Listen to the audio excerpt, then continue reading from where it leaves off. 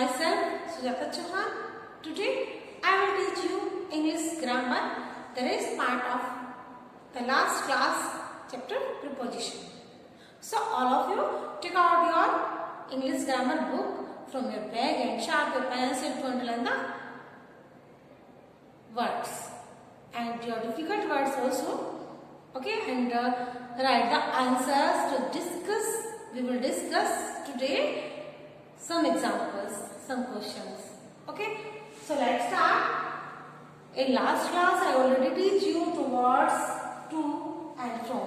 Use of to, towards and from, ये हम last class में जान चुके हैं, इसको मैं आपके साथ में डिस्कस कर चुकी हूँ. तो आज हम क्या डिस्कस करेंगे? Use of over. Use of over आज हम डिस्कस करेंगे बच्चों. तो यूज ऑफ ओवर हम कब यूज करते हैं? कोई चीज किसी को ऊपर से अगर कवर करती है, जैसे मेरे सर पे अगर जो चिड़िया है वो फ्लाइंग कर रही है, अगर मेरे सर पे चिड़िया फ्लाइंग कर रही है, बर्ड्स फ्लाइंग कर रही है, तो मैं क्या कहूंगी? The birds are flying over my head. Okay? Like this, a beautiful white bird is flying over the lake. A beautiful white bird. एक सुंदर, एक white bird, एक सुंदर सफेद पक्षी लेक के ऊपर से उड़ रहा है. ठीक है? तो कहाँ हमने यूज किया? over, ऊपर से.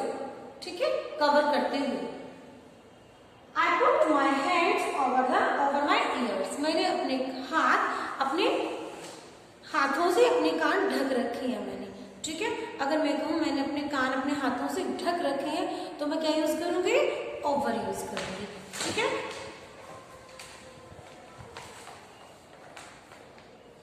The next example is the cat. The cat jumped. Jump means कूदी. एक बिल्ली ने जंप किया over the ball. Over the ball. एक कैट ने जंप किया ओवर द बॉल. बॉल के ऊपर से वो कूद गई. ठीक है? तो उसने उसको जंप कर दिया. ये टच भी हो सकता है, ऐसा नहीं है टच नहीं हो सकता. जैसे मैंने आपको बताया, मैंने अपने ईयर्स कवर कर रखे हैं अपने हाथ से, तो यहाँ पर टच हो रहा है. और इट मे बी कि ये कवर टच ना हो. ठीक है? दोनों ही पोजीशन में इसका यूज हो सकता है, लेकिन बात क्या है? ये कवर अप होनी चाहिए. ठीक है? तो हम वहां पर यूज करेंगे ऑन. ठीक है? He put his blanket. The next example is he put his blanket. उसने अपना ब्लैंकेट ढक रखा है over his body. उसने अपनी बॉडी को पूरे को कवर अप कर रखा है अपने ब्लैंकेट से. ठीक है? He put his blanket over his body. Have you understand it? फिर से एक बार देख लेते हैं. Use of over. A beautiful white bird is flying over the lake. एक beautiful white bird flying कर रही है लेक के ऊपर से, over the lake. Okay? The next example is I put my hands over my ears. मैंने अपने हाथों से अपने ears को कवर कर रखा है, ढक रखा है. ठीक है? The cat jumped over the ball. Cat ball के ऊपर से जंप करती है, जंप किया उसने. ठीक है? He put his blanket over his body. उसने अपनी बॉडी को कवर कर रखा है किस? ब्लैंकेट से. ठीक है? तो यहाँ पर यूज है बच्चों ओवर का. Now I hope you all have understand. Okay?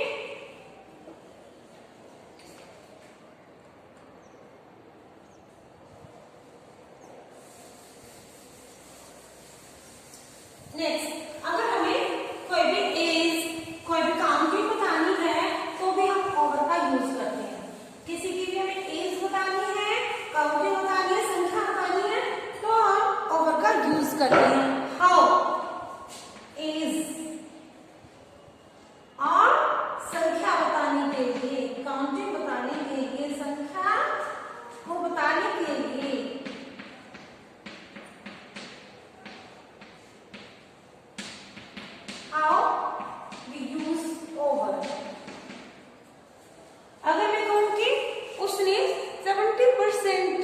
Shares उसको दे रखे हैं, ठीक है, या मेरे देश ने इंग्लैंड को दे रखे हैं 50% ऑफ शेयर्स, या किसी भी व्यक्ति ने दे रखे हैं अपने शेयर्स, तो हम इसमें भी ओवर यूज करेंगे। 50% over 50%, over 30%, over 20%।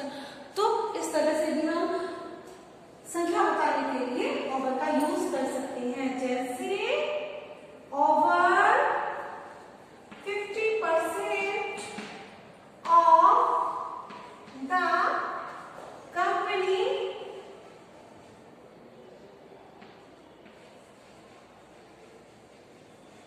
shares are owned by government. Owned by government. ठीक है, 50% से भी ज्यादा और कंपनी में शेयर लगा रखी है, गवर्नमेंट के द्वारा लगाए गए हैं, ठीक है, ओके। जैसे over 50%, over 30%, over 40%, over 20%, we will use here with over. Okay, have you understood now? Okay, above. अब हमने जाना अभी ओवर के बारे में। ओवर किसी भी चीज को कवर करते हुए हम यूज करते हैं, ठीक है, कोई भी चीज अगर कोई कवर कर रहा है तो हम यूज करेंगे ओवर। अब जानते हैं अबव के बारे में। अबव मीन्स भी क्या होता है, ऊपर, और ओवर मीन्स भी ऊपर होता है। डिफरेंस क्या है अभी देखते हैं।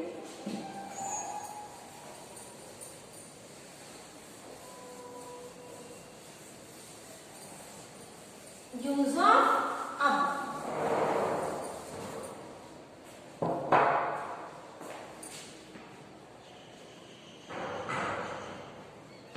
किसी भी थिंग से जब हम कंपैरिजन करते हैं, ठीक है, जैसे राम के मार्क्स शीला के मार्क्स से ज्यादा हैं, तो हम यहाँ पर अबव यूज करेंगे, ओवर यूज नहीं करेंगे, ठीक है।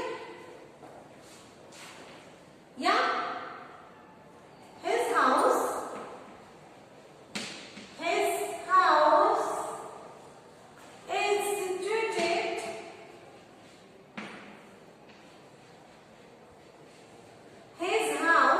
is situated above, comparison के लिए, above the sea level। sea level से ऊपर है इसका घर। इसका घर कहाँ पर है, सी लेवल से ऊपर है। His house is situated above the sea level। तो यहाँ पर जो अब आया है ये किस लिए आया है, यहाँ पर इसमें कंपैरिजन किया जा रहा है, कंपैरिजन किया जा रहा है, यानी तुलना की जा रही है, ठीक है बच्चों। टचिंग में ना हो कोई भी चीज, ठीक है, टच नहीं कर रहा ना सी लेवल, और जो ये हाउस है टच नहीं कर रहा है ना, ठीक है। Have you understand, note down कीजिए इसे जल्दी से। Have you mention it. चलिए नेक्स्ट एग्जांपल इज, तो ये एग्जांपल हो गया। अगर मैं कहूं कि तुम अपने हाथ अपने सर से ऊपर कर सकते हो, रेज योर हैंड, बोलते हैं ना रेज योर हैंड, अब योर हेड, ऐसे बोलते हैं ना, ओवर तो नहीं बोलते। तो अबव में क्या है, बिना टच किए, क्या करना है, बिना टच किए हुए, जहां पर कोई चीज किसी से ऊपर की तरफ उठ रही है वहां पर हम अबव यूज करेंगे, कंपैरिजन दिखाते हुए, ठीक है। Can you raise your hand, can you raise your hand, your hands above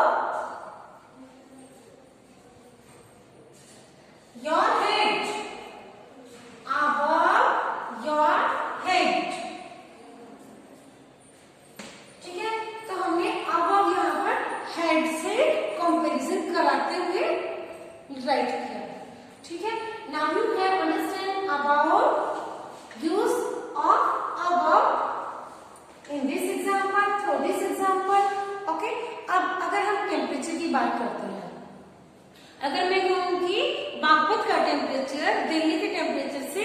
ज्यादा है, तो हम क्या यूज करेंगे, यहाँ पर भी अबव यूज करेंगे, क्योंकि दिल्ली का टेम्परेचर बागपत के टेम्परेचर की हम अलग अलग बात कर रहे हैं।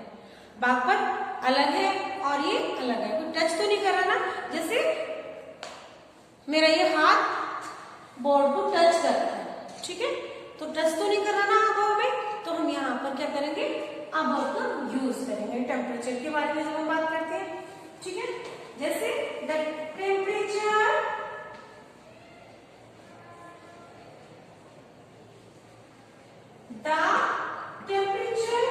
ऑफ बागपत,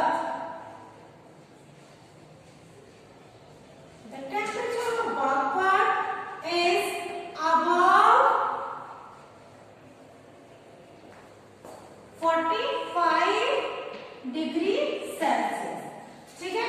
अगर हम ये कहेंगे कि बागपत का टेम्परेचर 45 डिग्री सेल्सियस से ऊपर है, 35 डिग्री से ऊपर है, तो हम यहाँ पर भी अबव यूज करेंगे, ठीक है।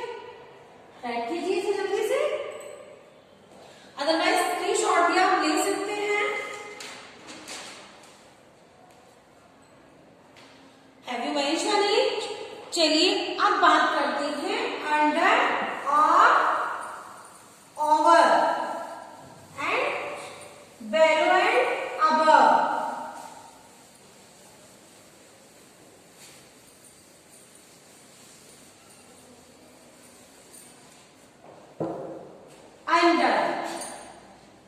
अंडर नीचे, अंडर मीन्स नीचे, ठीक है। और अंडर का अपोजिट क्या होता है, ओवर, एंड बेलो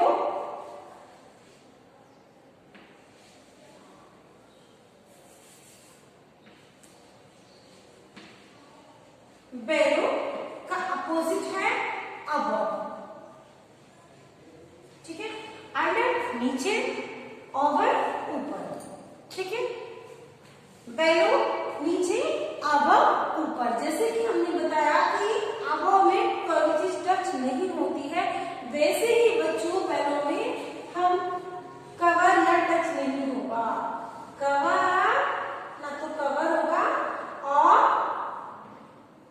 कवर नहीं और टच भी नहीं, टच नहीं, ठीक है। और यहाँ पर क्या होगा, यहाँ पर टच हो सकता है, ठीक है। For example the cat is under the table, या मैं कहूँ बेड, कुछ भी हम राइट कर सकते हैं। The cat is under the bed, cat is under the chair, cat is under the table, तो क्या होगा, कैट से कवर होगी टेबल से, ठीक है। तो हम वहां पर राइट करेंगे अंडर, ठीक है। और there was a big box, there was a big box below the painting। अगर मैं कहूँ कि एक बॉक्स है जो पेंटिंग के नीचे है, एक बॉक्स है जो पेंटिंग के नीचे रखा हुआ है, ठीक है। वहां से बॉक्स को उठा लाओ, पेंटिंग के नीचे रखा हुआ है, तो पेंटिंग कहाँ पर है, वॉल पर है और बॉक्स उसके नीचे है, तो वहां पर हम क्या यूज करेंगे ऐसे सिचुएशन में, बेलो यूज करेंगे। क्या यूज करेंगे, बेलो यूज करेंगे, ठीक है। Write down it.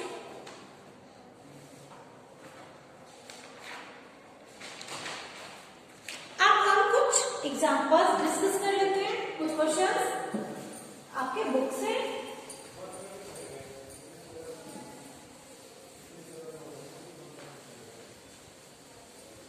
ओके,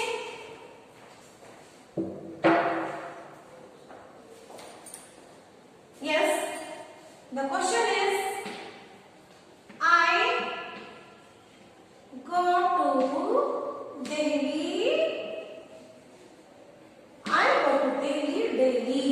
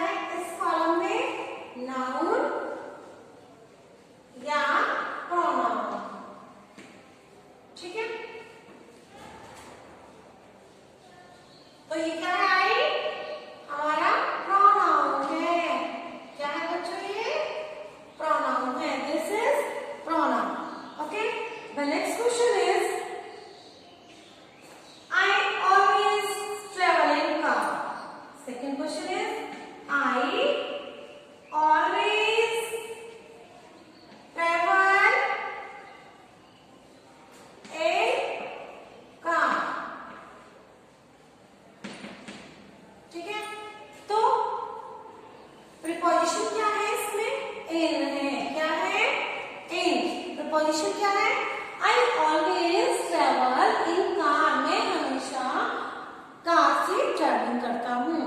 तो प्रीपोजिशन क्या है इसमें, इन है, बहुत सारी प्रीपोजिशन है। तो सेंटेंस बाय सेंटेंस में मैं आपको अब समझाती जाऊंगी।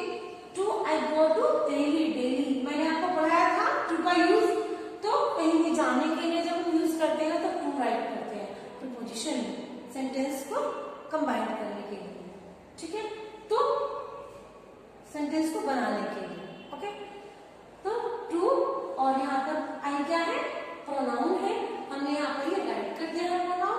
ऐसे ही सेकंड क्वेश्चन है, आई ऑलवेज ट्रेवल इन कार, तो इन क्या है, प्रीपोजिशन है, एंड आई क्या है यहाँ पर बच्चों, प्रोनाउन है। ये क्या है, आई प्रोनाउन है, तो इसके सामने हमें राइट करना है pronoun.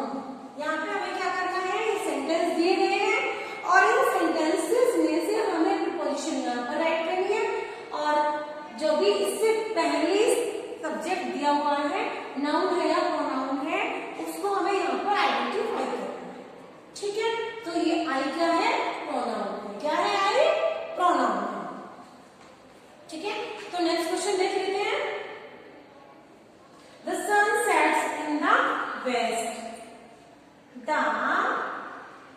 Sun sets in the west, sun कहां पर छिपता है, वेस्ट में छिपता है, ठीक है। तो प्रीपोजिशन क्या है यहाँ पर, इन है, एंड द सन क्या है, नाउन है, प्रोनाउन है, बताइए, नाउन है, प्रोनाउन है, noun is, son is noun, क्या है सन, नाउन है, अब पढ़ चुके हैं ना नाउन एंड नाउन के टैग्स, तो सन क्या है यहाँ पर, नाउन है, ठीक है, और प्रीपोजिशन क्या है, इन है, क्या है, इन है। सो यहाँ पर राइट करेंगे नाउन, ओके, समझ में आ गया सभी को। चलिए, एक तो इस तरह के क्वेश्चंस आपको सॉल्व करने आने चाहिए, ओके। और नेक्स्ट टाइप क्वेश्चंस है आपके प्रीपोजिशन की हमें फिल करनी है नेक्स्ट क्वेश्चन में, ये आपने नोट कर लिए हैं। चलिए आगे देखते हैं। नेक्स्ट क्वेश्चन इज,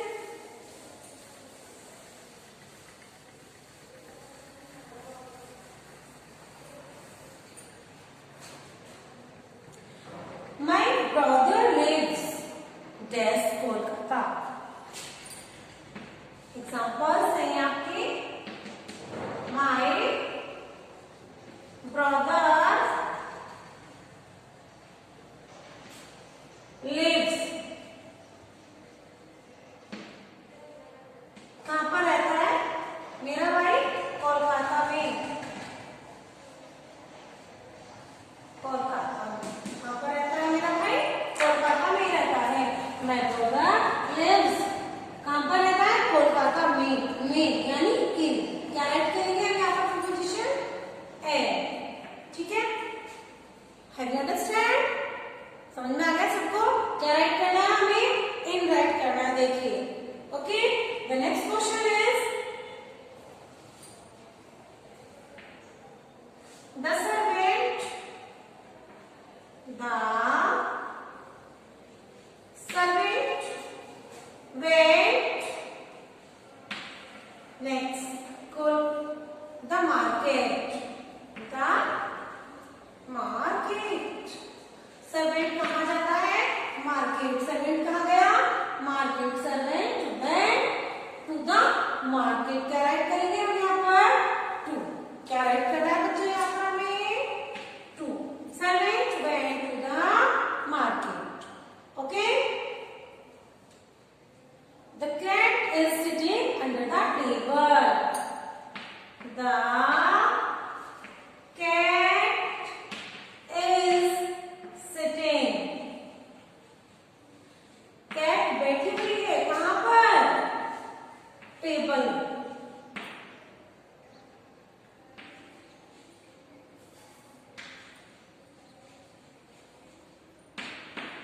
ठीक है, अंडर द टेबल, क्या राइट करना है हमें यहाँ पर, अंडर द टेबल, ओके। समझ में आ गया सभी को, ओके। नेक्स्ट क्वेश्चन देखिए,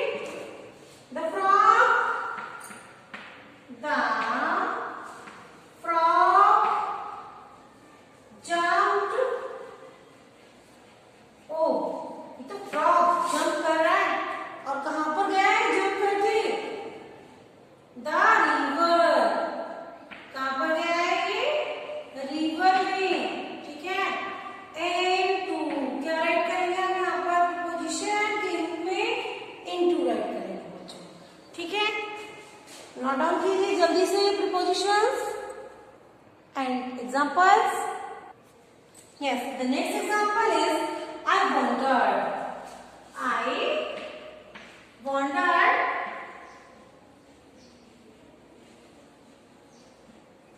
I wandered on his bad behavior.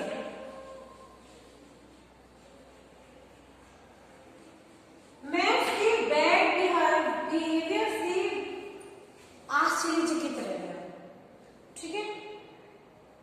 I wondered on his bad behavior. मैं उसके बैड बिहेवियर से wondered रह गया. तो हम यहाँ पर ऐड करेंगे बिहेवियर के साथ में on. क्या ऐड करेंगे हम? बिहेवियर के साथ में on ऐड करेंगे. ठीक है. She went.